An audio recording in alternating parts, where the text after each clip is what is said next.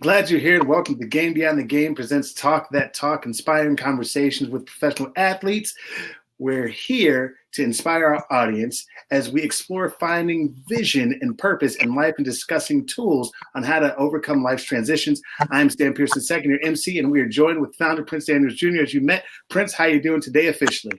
Man, I'm blessed. I'm always blessed. We get an opportunity to interview a Hall of Famer. It was amazing as well. I mean, just to get to you guys here to interview. I'm excited. I'm looking forward to it. And again, I'm blessed. Awesome. Nothing but the best per always. So let me introduce our guest today, Hall of Famer Joe DeLamielleure, an All-American and three-time All-Big Ten performer at Michigan State. Joe D, as he was known, was selected in the first round of the 1973 NFL Draft by the Buffalo Bills. In the 1970s, Joe D and his Buffalo Bills offensive line mates were dubbed the Electric Company because they turned the juice loose. The juice, of course, was Hall of Famer running back O.J. Simpson. Joe is one of the most honored linemen of the Bills, and during his time was selected first or second team All-Pro 8 times and was a 6-time Pro Bowler. In 1975, the NFL Players Association named Offensive Lineman of the Year. He was named Offensive Lineman of the Year, and Joe played 185 consecutive games during his 13 playing seasons with the Bills and the Cleveland Browns. Joe is also one of the first living NFL players to be tested and diagnosed with CTE, chronic traumatic encephalopathy. How did I mess that up? CTE, chronic traumatic encephalopathy. I literally, it's the first time I messed this up. My apologies, Hall of Famer Joe. With the help of his family and friends, he overcame setbacks that have gotten in his way and is now setbacks like I just overcame, but not nearly like he has overcome, and is now living and fulfilling and thriving life with his son, Todd, redefining what strength training means. Ladies and gentlemen, Joe DeLamielleure, welcome. I pronounce your name far better than CTE. How did I mess it up? How you doing? It's very easy, Joe. Joe, I love Joe, like CTE. I'll just spell that. And I say, when I go to the cleaners or something, they say Joe DeLamielleure. They go, how do you spell that? I go, J. What's the name? I spell it. But anyhow, it's an easy name and goes a lot easier. Joe D. So, Joe D.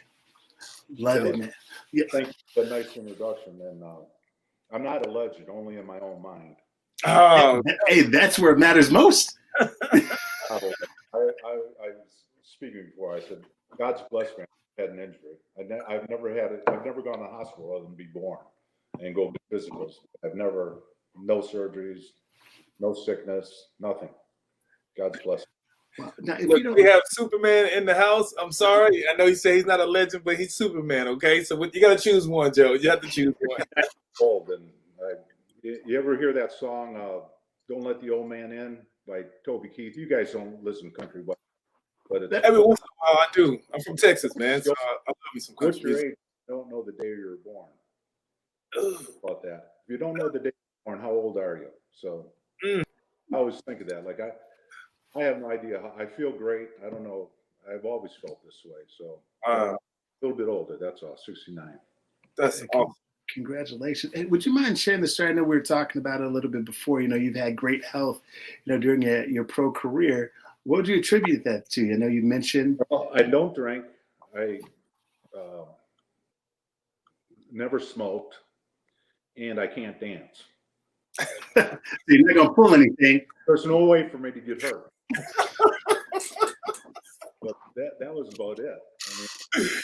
I mean, I used to be a Pepsi freak. I used to drink Pepsi all the time. And then I met a doctor actually from Saudi Arabia. And this is my second year in the league. And he said, don't take any sugar into your system. Like a lot of guys are drinking Gatorade and everything on the sidelines. He said, you drink only water. And that's it. I drank water. Stayed away from Gatorade and Coca-Cola. Would you guys drink at halftime of games? Back when we played, coaches would give you a Hershey chocolate bar to get you energy, and Gatorade, full of sugar. So then you run out, you're weak. When you take sugar in your body, you get weak. And this guy did some experiments with me and showed me that how weak I just basically drank Gatorade and Coca-Cola. And then I started drinking water all the time. And I was into stretching before anybody stretched. Everybody would be doing jumping jacks and calories. And Coach Ringo was my coach. He played in Green Bay and he's in the Hall of Fame. I go off on the side and stretch before the game. And he goes, "What are you doing?" I said, "Coach, I'm stretching." He goes, "Why?" I said, "Because those jumping jacks and touch your toes, it don't get me loose. I want to be stretched." And he goes, "What are you talking about?" He said, "What are you doing?" I said, so he was 45 years old, limping, smoking a cigarette. I said, "So I don't look like you when I'm 45. Yeah, he wanted to fight me after that. But anyhow, I always did that. Guys on the planes, we used to fly back, and they used to put 3 beers on your plane on each seat, and guys could drink them, if you wanted to drink. And everybody fight to sit next to me because they wanted my 3 beers. So Ahmad Rashad and those guys, J.P. Hill, they tried to sit next to me, and I said, "Okay." Ahmad was he's Muslim, I think that's what it is. He didn't. So I said, "Okay, I'll trade you the 3 beers for that hamburger." Or bartering at its best. At its best. Give me that hamburger. You guys have my beer. I don't care. Right. But the referees were always telling me, the offensive lineman, "Man, you guys got to get serious. All you're doing is laughing out here." We always had a good time when we were playing. We'd mess with guys all the time. We had I'm not going to tell the guy's name, but he wasn't real smart and played on Oakland. He didn't know, we would go up to the line of scrimmage, and if the ball was going away from us, we'd tell him the snap count. I go, Joe Devlin was the guy. I go, "Joe, what's it on? 2. Come on, man, listen up." So then, 3rd and 4, we go up to the line of scrimmage. It's on the 1. So this guy would be listening to us when it's on. We go, "It's on 2, listen." And Devlin, "Damn it, it was on 1. I jumped up 3 times in one game. And he went back to the referee. He actually told the referee, they even said it was on 1.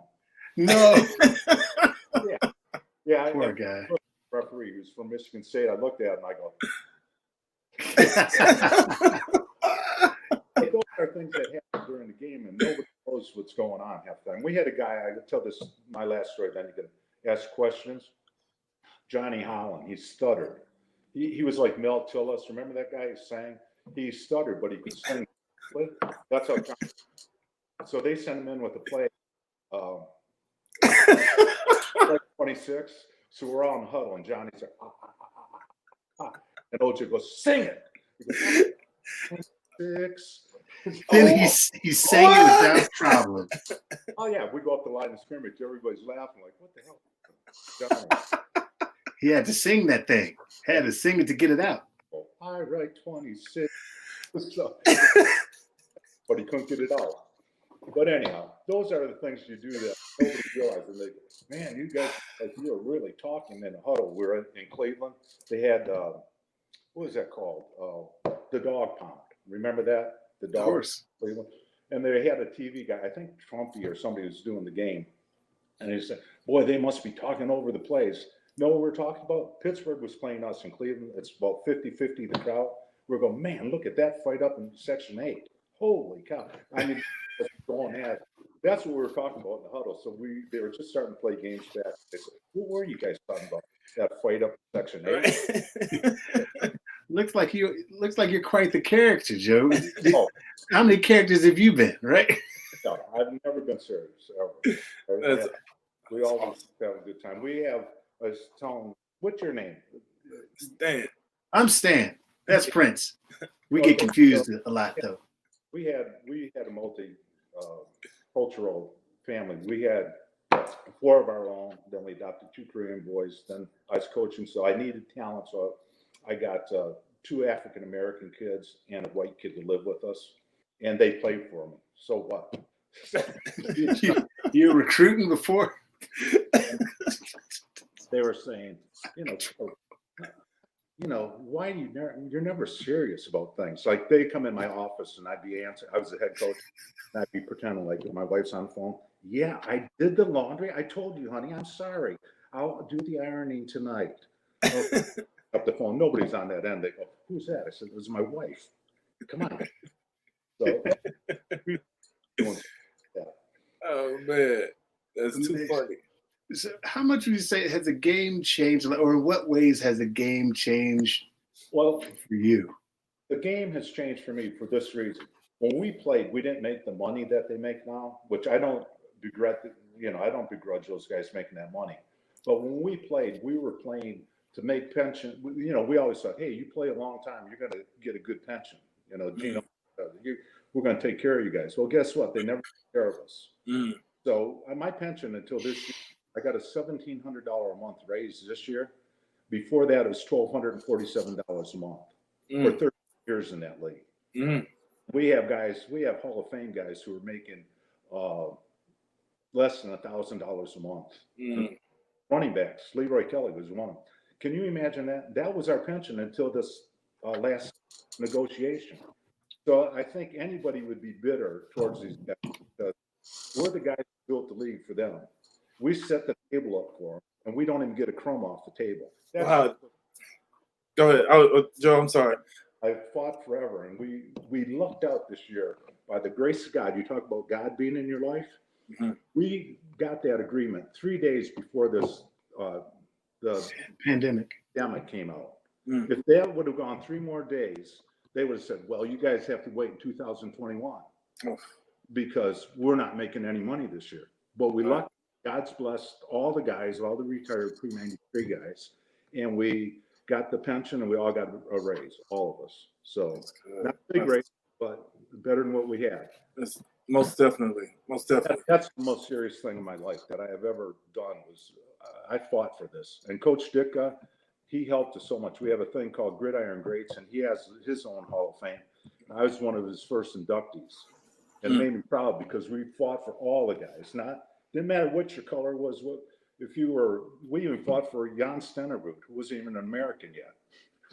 We wanted to improve everyone's pensions. And we did, but not what they should be. But we're not going to complain because we got enough. Wow. So I'm addicted to football. I love it. I go to practice. So Coach Rutigliano said to me, because I got traded to Cleveland, "Why do you come to camp early?" Like, you guys are veterans. You didn't go to camp early, did you? No, I didn't. I did. And they go, Coach Rutigliano goes, "What are you doing here now?" And it was like my 10th year. I go, "I'm discouraging my competition. I want to know that I'm nuts and I'm going to play this for free." That's how I handled football. I loved it. I loved it. I like wearing baseball caps. I said, if you give me a Cleveland Browns shirt and a baseball cap, I'm in.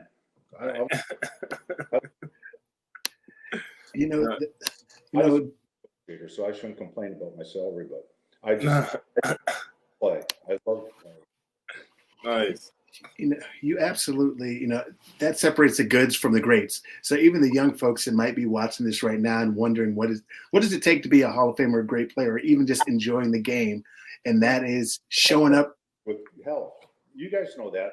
Did both of you? You both played, right? And you had a career with an injury of some sort. I would think most of you. And going to play. Most people, they play until they can't play. Yep. That. If I was telling a kid, and I do have kids, I say, if you're going to play a sport, make sure you enjoy it. And it's fun. It's not work. A lot of parents try to really push kids. My son's really good. Everybody's son is really good. I coach at Liberty. I coach high school. Everybody has the best son who works harder than anybody. They all say that. Everybody says that. But then once in a while, you get a diamond in the rough. And you really find some kids who are like Walter Payton. Walter Payton, he not only was great, he worked harder than anybody. He did. There are a lot of guys like that who are really, really great. Tom Brady's phenomenal, but I'll guarantee you he's putting in the time every day of his life. When you run 4.7 and you play to 43 years old, the only good thing about that for Tom is he's never slowed down. He's always Yep. Is there anyone that you see today that you'd like to block for? Oh yeah, all kinds of players. I mean, the players are great. There's all kinds. I love the guy from Tennessee, Henry. Oh yes, he is special. And there's some other ones. Those guys are so good, but the game has change. You're only going to get 20 carries, no matter. Right. They're not going to carry the ball. I'll tell you who should be in the Hall of Fame and isn't. Bubba Baker. Remember him? Bubba Baker. From the Detroit Lions. He Yes. had the silver pack. He played like in the late 70s, 80s. He had 75 and a half sacks in 5 years. The fastest man to ever get to 75. And they didn't. I mean, Bruce Smith had 55 after 75 games. Whoa. No, after 5 years. I'm talking 5 years.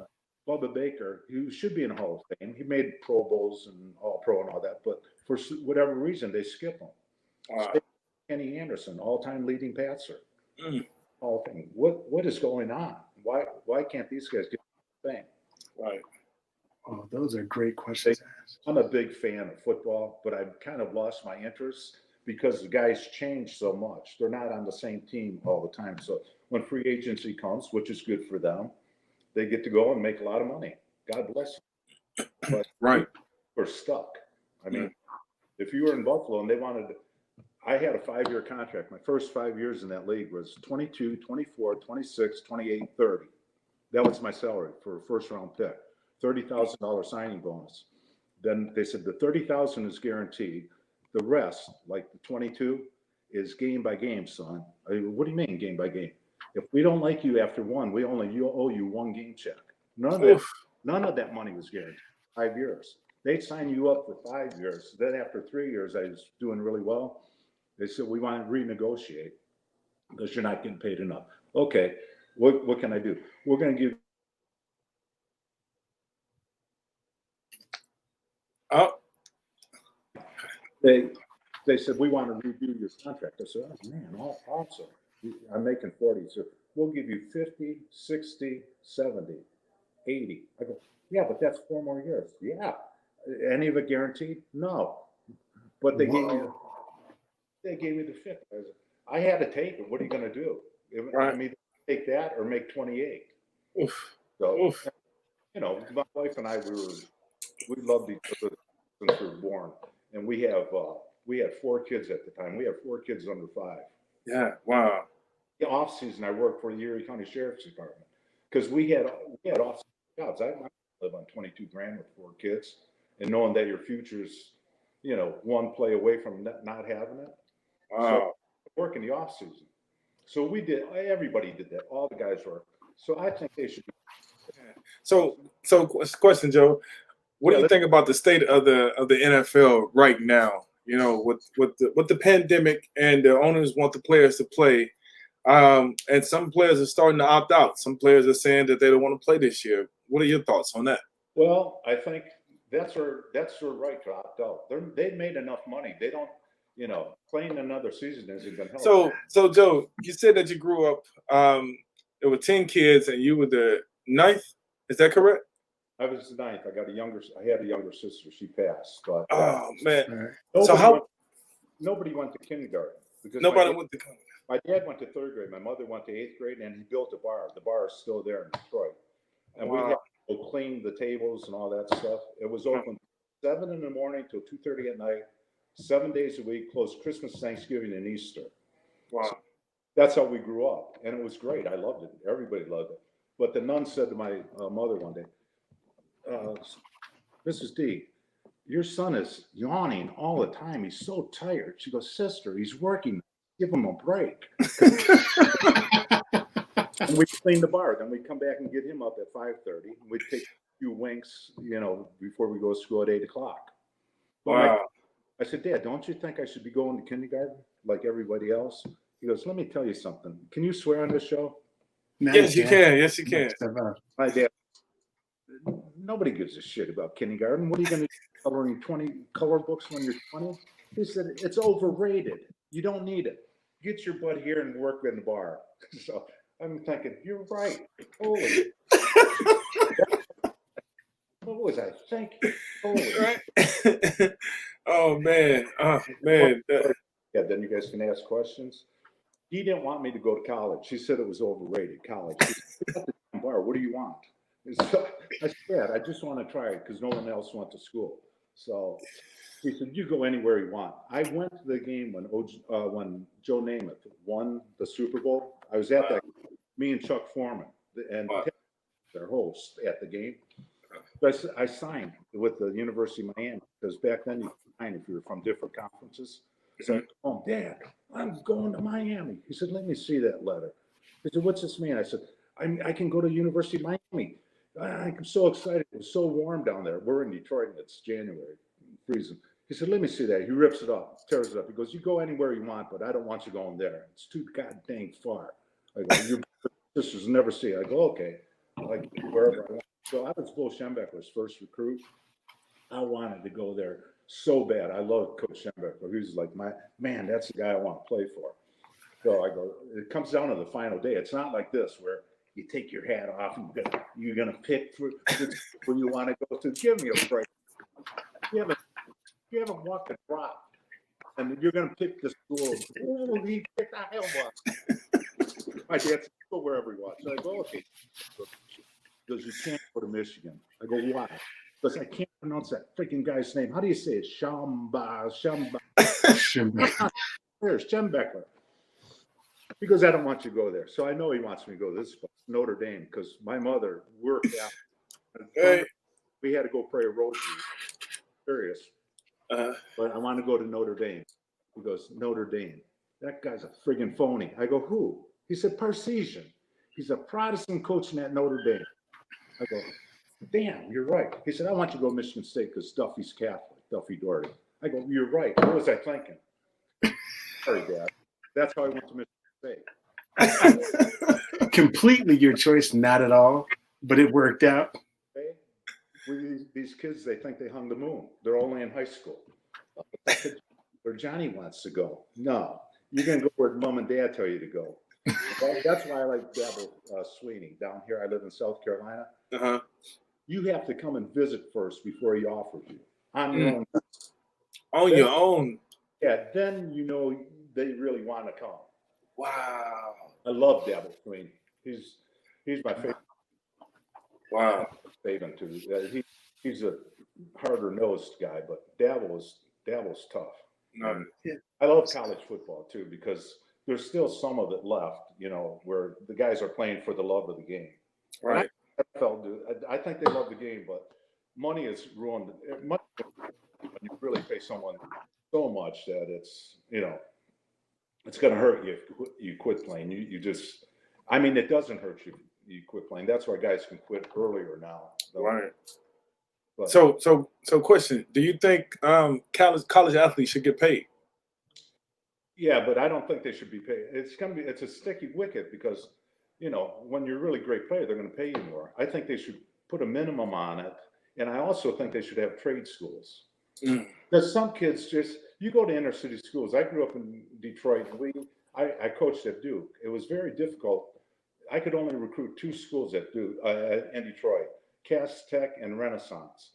And a coach who's at Duke was with me. He goes, what are you coming down here just to these 2 schools for? I said, because that's where they send all the smart kids. That's the only kids that qualify. And I got 11 kids one year to go to Duke. But the question was what about college kids getting paid? Yeah. They should have trade schools because there's so many great players who don't qualify. How are you going to qualify when you have nobody at home? The only reason I went to school is because my brothers said, you're not flunk out, because a couple went to school and they flunked out because they weren't educated enough. You got to be educated. So the kids, let's face it, kids nowadays are even worse than we were back. And how many kids are in fatherless homes? 70% of minorities. Yeah. Minority homes. So who's going to be on their butt when? Right. You know, that's just the bottom line. You guys know that. Yep. You guys are successful. Did you have a father in your life? Yes. Oh yeah, for sure. Yeah. Most definitely. This way it is. I pray they can play this year.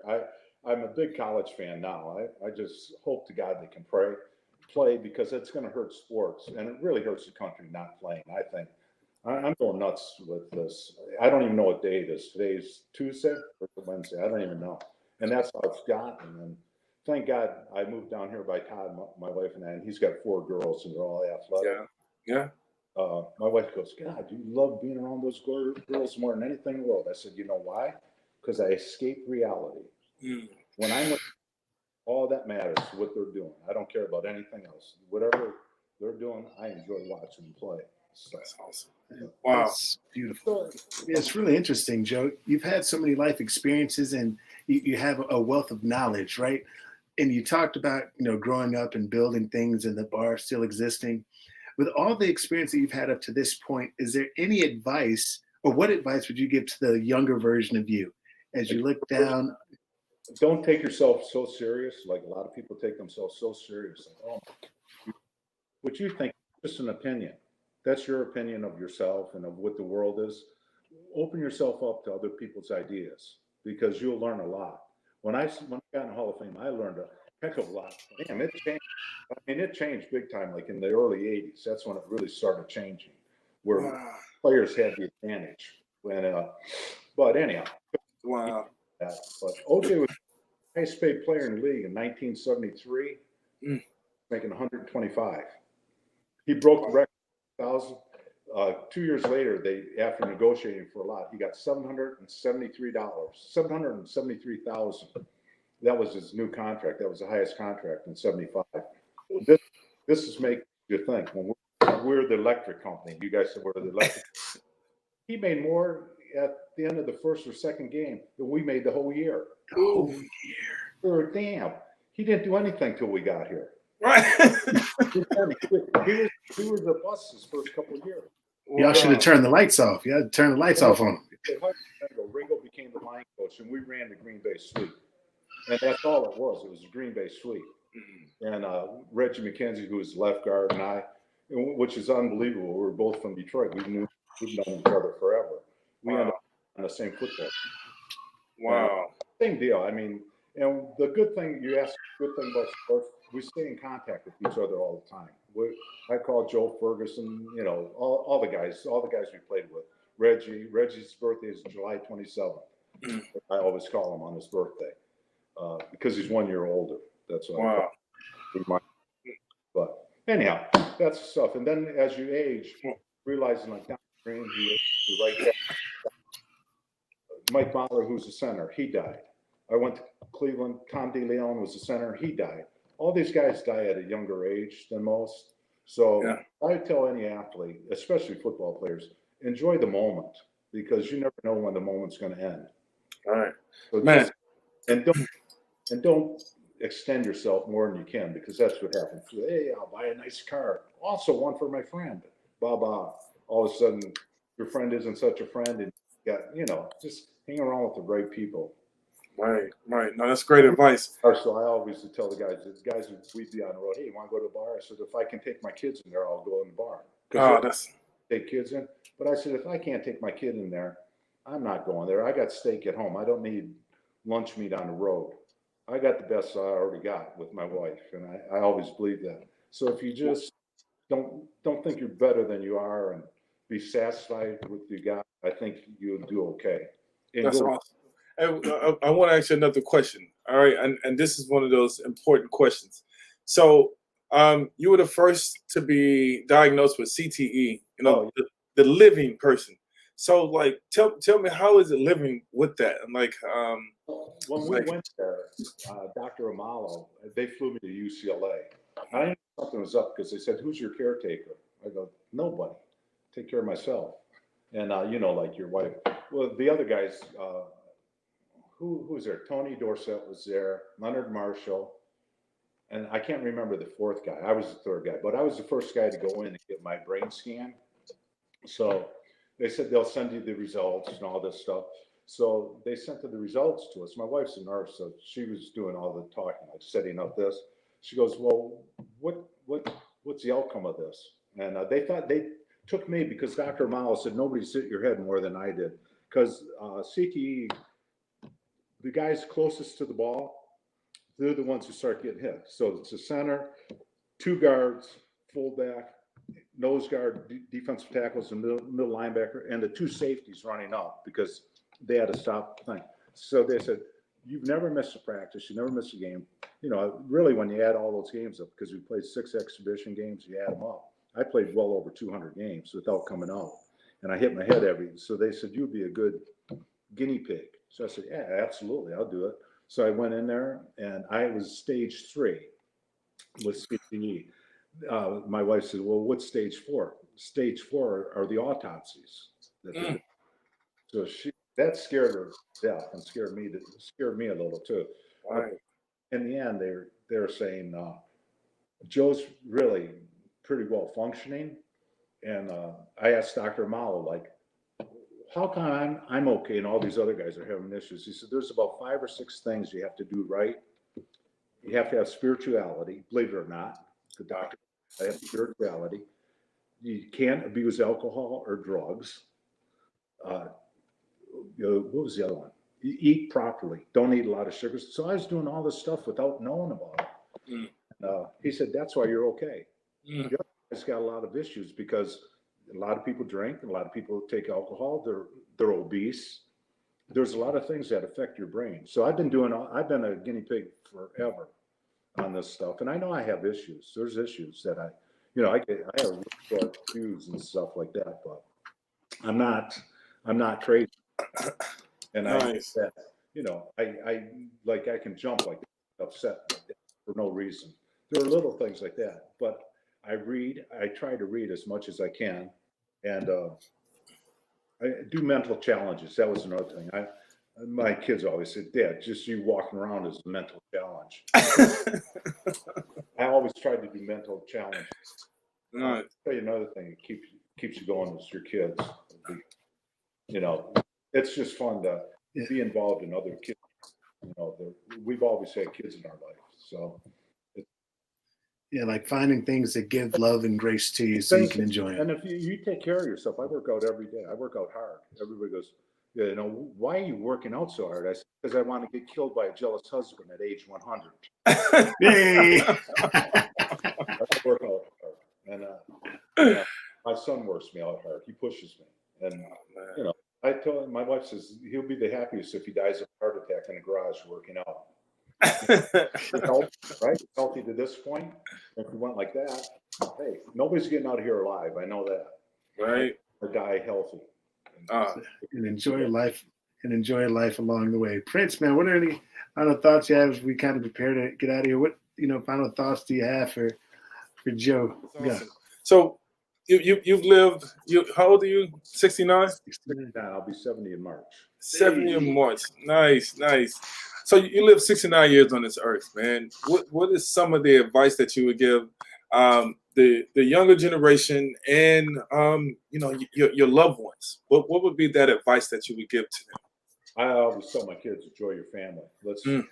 We try to keep our family together so we can, we have 12 grandkids, and so I want to make sure that we're all together, and they know if something goes wrong, I'm not going to bail them out. Like if we don't have enough money to bail somebody out, but we'll help you any way we can.